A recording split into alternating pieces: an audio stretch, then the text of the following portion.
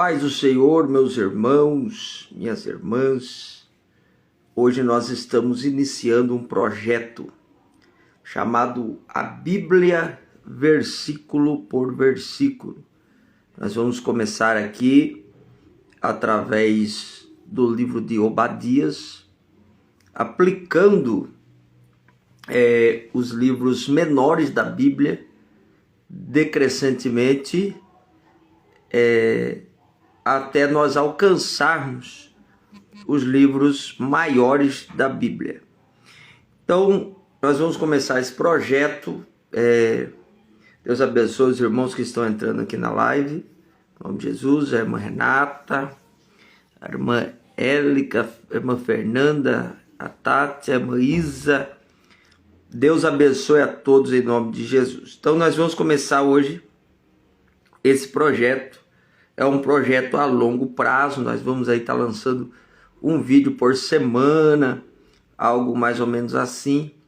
É voltado mais para a área do estudo e a gente pode aí estar aprendendo melhor.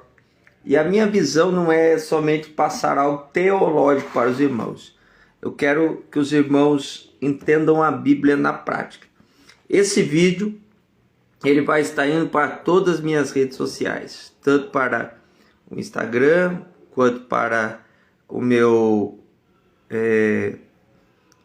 Facebook e a minha página no Facebook, e também para o meu canal no YouTube. Os irmãos que quiserem e estiverem dispostos a acompanhar aí, além de estar participando da live no Instagram, pode estar também se inscrevendo lá no nosso canal, Daniel, pastor Daniel de Barros, tá? A irmã Camille está com a gente aí, evangelista Daniel, Deus abençoe. E Mariane, Deus abençoe. A Manu, Deus abençoe, a paz do Senhor. Serginho Taborda, Deus abençoe. Irmã Keila também está com a gente aí, Deus abençoe. E vamos para o que interessa. Nós vamos começar a estudar o livro do profeta Obadias. É o primeiro livro que tem um capítulo na Bíblia. É o primeiro livro, livro do profeta Obadias. Eu já iniciei esse estudo na igreja do Jardim Pacaembu, mas como é culto, né, aquele negócio pentecostal, acaba que a gente deixa um pouco de lado a parte do estudo em si, e eu quero aqui me dedicar com os irmãos nesse propósito, fazer o estudo da palavra de Deus, versículo por versículo. Deus abençoe Arielle Oliveira, Deus abençoe em nome de Jesus. A Priscila também está com a gente aí, Deus abençoe em nome de Jesus. Livro do profeta Obadias, está aqui. Nós vamos ler o seu capítulo, é o capítulo 1. E nós vamos aqui detalhar versículo por versículo. Visão de Obadias. Assim diz o Senhor Jeová a respeito de Edom. Temos ouvido a pregação do Senhor, e foi enviado às nações um embaixador dizendo: levantai-vos e levantemo-nos contra ela para a guerra. Eis que te fiz pequeno entre as nações, tu és muito desprezado. A soberba do teu coração te enganou, como o que habita nas fendas das rochas, na tua alta morada, que diz no coração: quem me derribará em terra? Se te elevares como a águia e puseres o teu ninho entre as estrelas, dali te derribarei, diz o Senhor. Se viessem a ti ladrões ou roubadores de noite, como está destruído? Não furtariam o que lhes bastasse? Se a ti viessem os vindimadores, não deixarias alguns cachos? Como foram buscados os bens de Esaú? como foram esquadrinhados os seus esconderijos. Todos os teus confederados te levaram para fora dos teus limites. Os que gozam da tua paz te enganaram. Prevaleceram contra ti os que comem o teu pão. Puseram debaixo de ti uma armadilha. Não há em Edom entendimento. E não acontecerá naquele dia, diz o Senhor, que farei parecer os sábios de Edom e o entendimento na montanha de Esaú? E os teus valentes, ó Temá, estarão atemorizados, para que da montanha de Esaú seja cada um exterminado pela matança. Por causa da violência feita a teu irmão Jacó, olha aí, cobrir-te-á confusão e serás exterminado para sempre. No dia em que estivesse em frente dele, no dia em que os forasteiros levavam cativo o seu exército e os estranhos entravam pelas suas portas e lançavam sorte sobre Jerusalém, tu mesmo era um deles. Mas tu não devias olhar para o dia de teu irmão, no dia do teu desterro, nem alegrar-se sobre os filhos de Judá, no dia da sua ruína, nem alargar a tua boca no dia da angústia, nem entrar pela porta do meu povo, no dia da sua calamidade.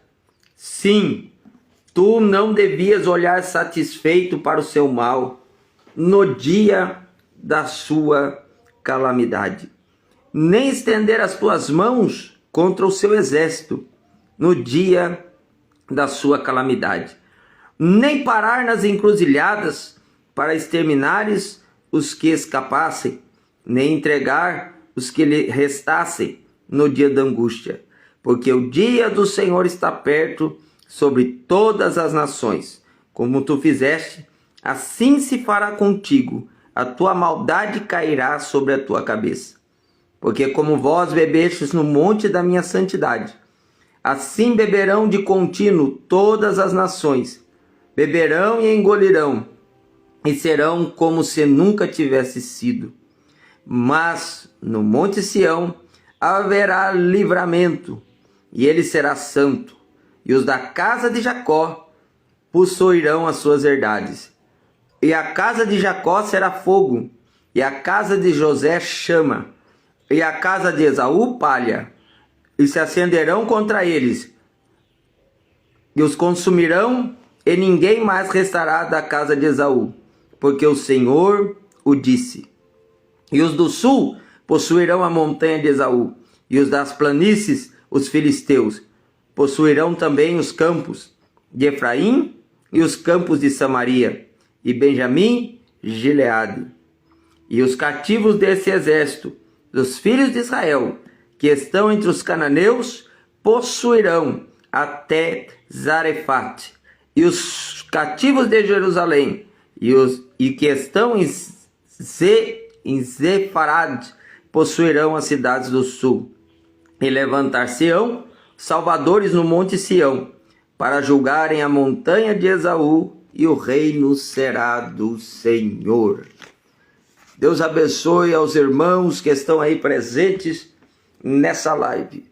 Vamos estudar a palavra de Deus, versículo por versículo aqui, começando pelo livro de Obadias, que começa dizendo: visão de Obadias a respeito de Edom. Primeiro, versículo 1 fala de um lugar. Deus abençoe a irmã Michele, a irmã Dani também, nosso irmão Adriano, Deus abençoe. Quem era Edom? Edom era da descendência e veio da descendência de Esaú, o irmão de Jacó. Então, os edomitas, eles vieram da linhagem da sanguínea até mesmo de Israel, que veio através das 12 tribos de Jacó. Então, podemos considerar que Esaú, ele era irmão de Jacó e que os edomitas eram parentes próximos de Israel ou de Judá, como já está escrito aqui no texto sagrado. É interessante que esse problema entre Esaú e Jacó, entre aspas, foi resolvido.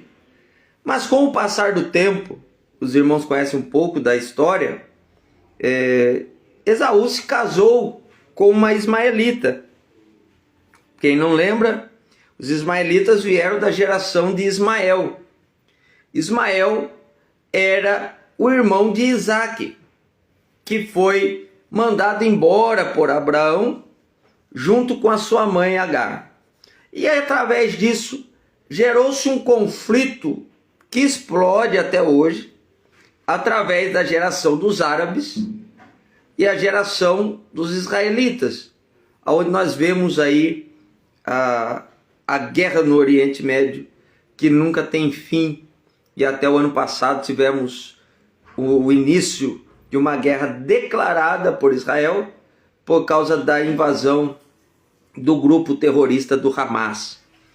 E então esse conflito que se vê hoje é algo que se vem desde lá de trás, que vem se perdurando durante tempos e mais tempos. Aí eu trago a primeira lição prática para nós. Não deixe que os problemas criem raízes.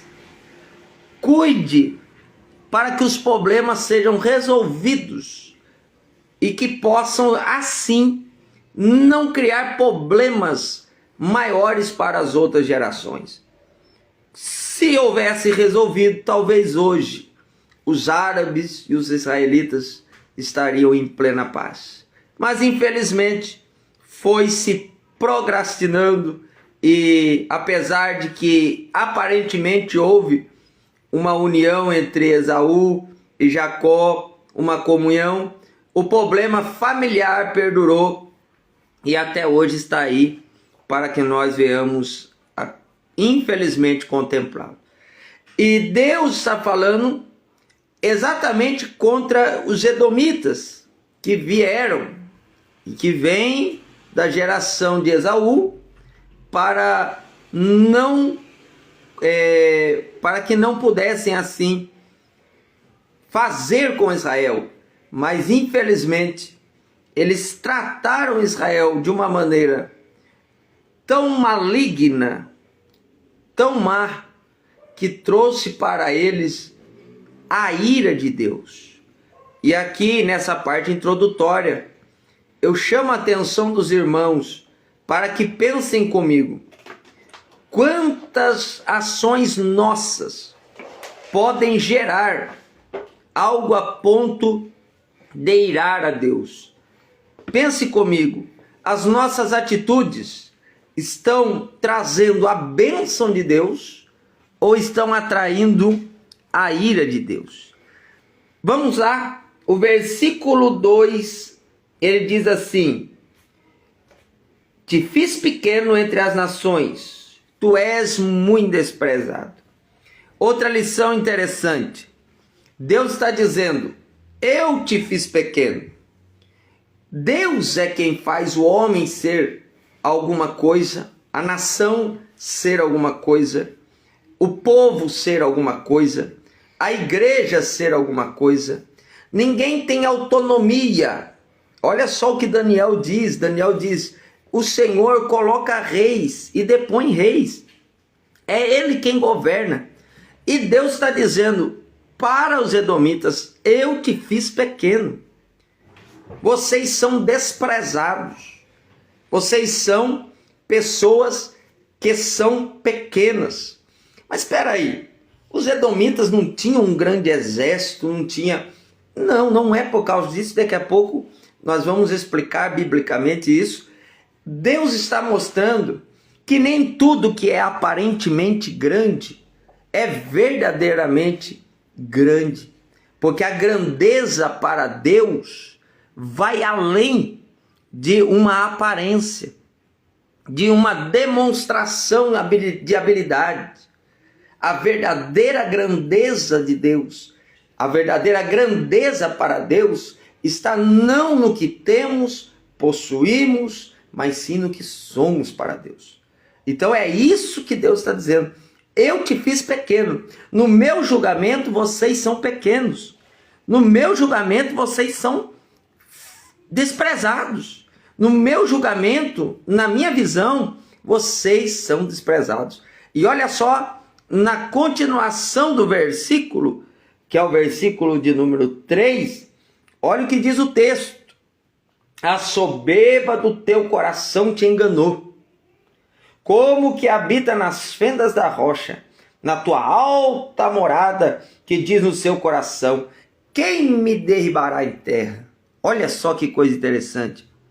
Deus está dizendo para os edomitas, vocês se enganaram com a soberba do coração. Eles diziam, nós moramos em um lugar privilegiado. Os edomitas moravam em lugares que eram difíceis de derrotá-los, por causa das cavernas, por causa das regiões montanhosas, por causa de difícil invasão. E eles diziam, quem vai nos derrubar? Quem vai nos destruir? Irmãos, a Bíblia diz que a soberba precede a ruína e a altivez do espírito a queda. Ninguém pode confrontar e dizer, ninguém pode me derrotar, ninguém é melhor do que eu, ninguém pode me vencer, ninguém pode fazer isso.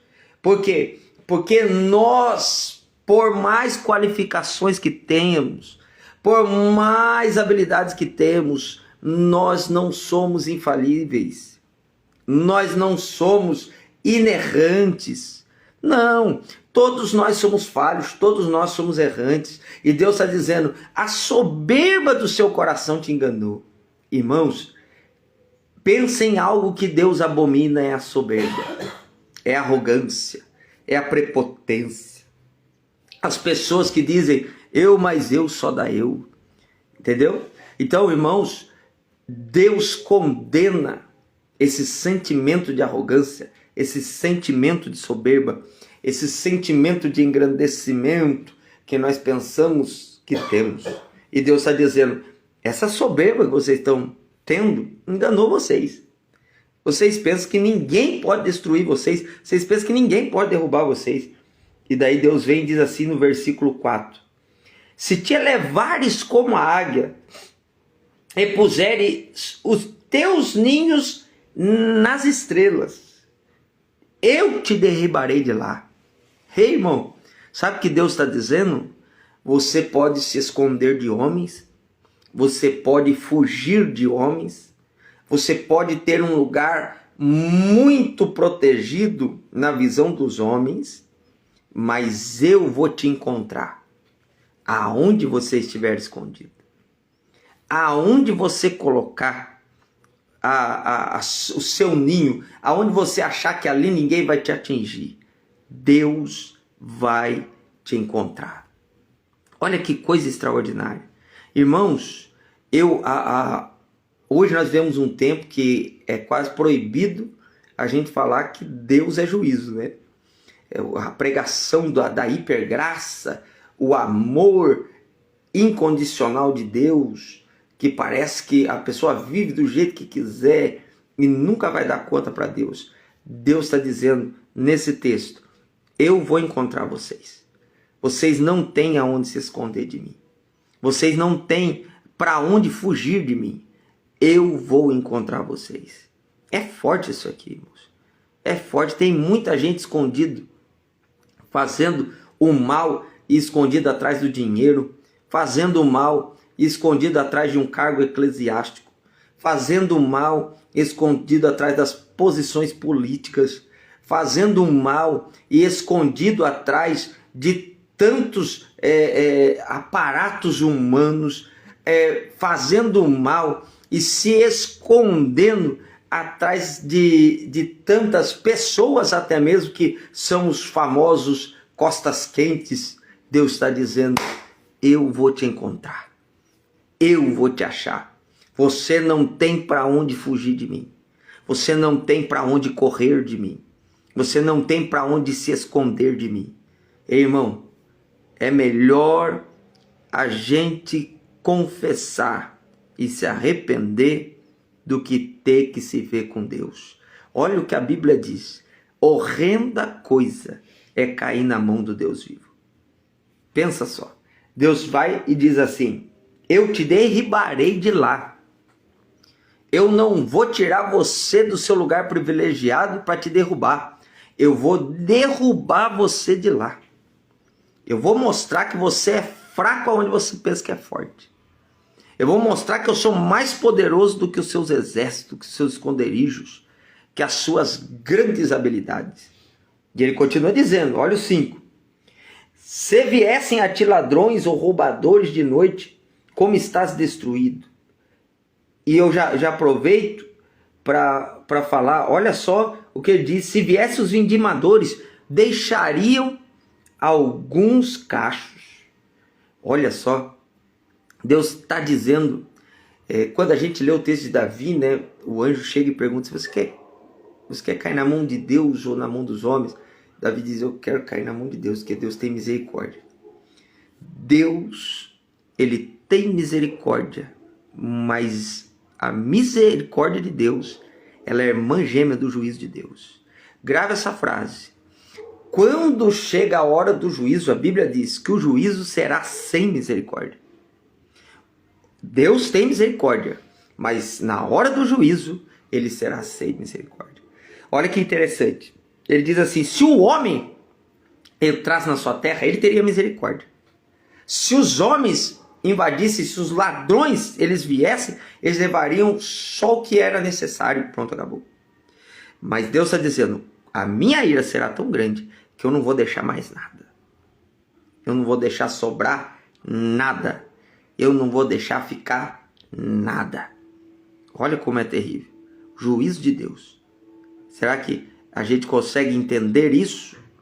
Será que a gente consegue compreender isso? O juízo de Deus é sem misericórdia. A Bíblia diz isso.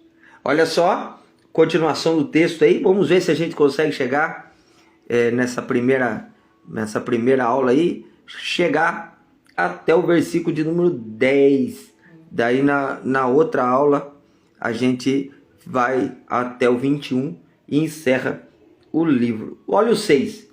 Como foram buscados os bens de Esaú? Como foram esquadrinhados os seus esconderijos? Veja só, Deus está dizendo assim, não é de um dia para o outro que o meu juízo está vindo. Não tem gente que confunde a ação de Deus e fala, não, Deus nunca faria isso. Irmãos, para Deus julgar o Egito, foram 430 anos, aproximadamente, de Faraó castigando aquele povo. Para Deus castigar Israel, Judá, levá-lo cativo, foram mais de 200 anos de grande obstinação no coração daquele povo. Veja só, desde o profeta Isaías, Deus diz assim, de madrugada enviei os meus profetas. Deus está dizendo, ei Edom, eu já te dei tantas oportunidades. Eu não estou fazendo isso só porque eu não fui com a sua cara. Eu não gostei de você. Não. É algo que foi pesquisado. É algo que foi analisado. E você continuou brincando com Deus e com seu povo. E é por isso que Deus está enviando o juízo. Você consegue entender isso, irmãos? Quando você ver alguém julgando alguém, não questione Deus. Questione a pessoa. Quando você vê Deus impetrando uma ordem de juízo, falando algo contra alguém, saiba que aquela pessoa teve N oportunidades de se arrepender, mas infelizmente preferiu continuar pecando. Pense nisso. Então Deus está dizendo, faz tempo que eu estou investigando vocês, faz tempo que eu estou vendo as atitudes de vocês, faz tempo que vocês estão brincando com Deus. Olha só, o versículo 7 diz assim, Todos os seus confederados te levaram para fora dos teus limites. Olha só isso aqui. Eu vou pular umas partes do versículo para a gente poder somente explicar essas partes que trazem o principal do versículo. Os que comem o teu pão puseram debaixo de ti uma armadilha. Não há em Edom entendimento. O que Deus está dizendo? Até os seus amigos, os confederados, eram os, vamos dizer uma linguagem mais popular, era os parceiros de Edom, as pessoas que estavam juntos, sabe aquele lá, estamos juntos, somos parceiros, conta comigo, ei, vamos até o final. Não, eles mesmos serão instrumentos do juízo de Deus. Eles mesmos trairão a Edom, trairão os edomitas, trairão aqueles que para os edomitas comiam à mesa, tinham alianças, eram parceiros políticos, parceiros militares, e Deus está dizendo, esses daí, você vai ver, eles serão instrumentos meus de juízo contra você. Veja que coisa extraordinária, veja que coisa linda. Deus, irmãos, ele quando está irado, ele usa quem você menos espera para te machucar, para te ferir. Ai, Deus faz isso? Não é eu que estou dizendo. É o texto bíblico que está dizendo. A ira de Deus é algo terrível. O juízo de Deus é algo terrível. E muitas pessoas estão deixando de lado essa parte teológica do juízo e da ira de Deus. E estão voltando-se só para o lado que graça, bondade, amor, benignidade e tudo isso são atributos divinos. Mas não podemos esquecer que Deus, ele se utiliza de instrumentos para nos trazer juízo quando ele está irado conosco. Veja só, o versículo de número 8 vai dizer assim: e não acontecerá naquele dia, diz o Senhor, que farei perecer os sábios de Edom e o entendimento na montanha de Esaú. O que ele está dizendo? Irmãos, se existe algo que às vezes atrapalha as pessoas de entender que precisam se arrepender, é a sabedoria humana. Existem pelo menos 4 tipos de sabedorias bíblicas. Primeira, isso está lá em Tiago. Primeira é a sabedoria animal. Qual que é a sabedoria animal? É a instintiva. Reage por instinto, age por instinto. Ele fez, eu faço. Ele bateu, eu bato. Ele xingou, eu xingo. Ele caluniou, eu calunio. Ele mentiu, eu minto. Isso é a sabedoria animal. Essa é uma sabedoria que Deus não quer que nós tenhamos. Porque o instinto, a reação, é algo que provoca muitas confusões. Então, quando a gente está de cabeça quente, a gente tem que ficar quietinho, respirar 10 vezes, 100 vezes, orar a Deus e falar: Deus, não me deixa matar ninguém, e para a gente poder voltar em plena sabedoria. Segunda sabedoria é a sabedoria humana. Qual que é a sabedoria humana? Ela vem de habilidades que você mesmo tem. Entendeu? Por exemplo, Daniel diz assim: a ciência se multiplicará. Essa ciência é a sabedoria humana. Entendeu? Para construir, sabedoria para projetar, sabedoria para todas as coisas. Pessoas, humanamente falando, nasceram. Eu gosto muito de um livro que eu li num curso teológico, no meu curso médio de teologia, que é Administração, uma abordagem bíblica. O autor é Myron Rush. E Myron Rush diz que a criatividade só existe em 2 seres. Um é Deus e o outro é o ser humano. São 2 seres que têm a criatividade de construir, fazer, trabalhar. Você vê uma pessoa pega às vezes um pedaço de madeira e ali constrói um violão. Estou vendo o Ageu entrando na live aí. constrói, pega fios mecânicos, tal, constrói um teclado, constrói um computador, pega ferro, aço, constrói um carro, entendeu? Coisas que, humanamente falando, não eram nada, mas na mão do ser humano se tornam grandes e belas artes. Isso é a sabedoria humana. Ela é muito aproveitável, entendeu? E existe a terceira sabedoria escrita em Tiago, que é a sabedoria diabólica. Essa sabedoria é a maléfica, que pode-se dizer que até um tipo de astúcia. Eu vou fazer o mal para aquela pessoa para mim crescer na vida. Eu vou fazer o mal para mim poder vencer, ultrapassar aquela pessoa, ser melhor do que ela. Isso daí é a sabedoria diabólica. E infelizmente Satanás tem encontrado muitas mentes com um desejo exorbitante de crescer, mesmo que tenha que passar por cima de alguém. Isso aí é sabedoria diabólica. E a quarta e última sabedoria é a sabedoria divina. Tiago diz que essa sabedoria, ela é pacífica, ela não traz confusão. Olha só que coisa linda. Então, a sabedoria divina é aquela que eu não tenho capacidade de resolver. Problemas, dificuldades que eu olho na minha mente e eu digo assim, não tem como eu resolver isso aqui. Mas Deus te capacita com uma sabedoria sobrenatural e você consegue resolver aquele problema, aquela situação. Sabedoria divina, por exemplo, se encontra em 1 Reis, capítulo 3, quando Salomão ele é confrontado por aquelas duas prostitutas, e aquelas duas prostitutas dizem, esse filho é meu, não é meu. E aquela discussão, e Salomão com uma sabedoria divina, ele olha e diz assim, tragam-me uma espada e cortem ela no meio e dê a metade para cada um. Quando ele falou isso, a mãe verdadeira disse, não, dê tudo para ela. Eu não quero ver ele morto. Eu prefiro vivo com ela. E a que não era mãe disse assim, nem meu nem seu. E naquele momento, a sabedoria divina brotou e Salomão disse, essa é a mãe, pode entregar para ela. Sabedoria divina. Não tinha como Salomão saber o que era, o que não era, quem era e quem não era e como reagir. Mas Deus naquele momento deu a sabedoria.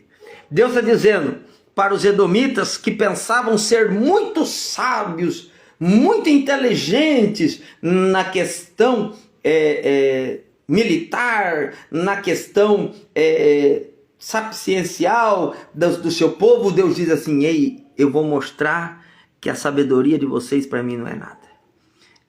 Paulo escrevendo aos Coríntios diz, a sabedoria do homem para Deus é loucura. Entendeu? E a loucura de Deus para o homem é sabedoria acima de todas as coisas. Então veja só, Deus está dizendo, eu vou confundir a mente das pessoas.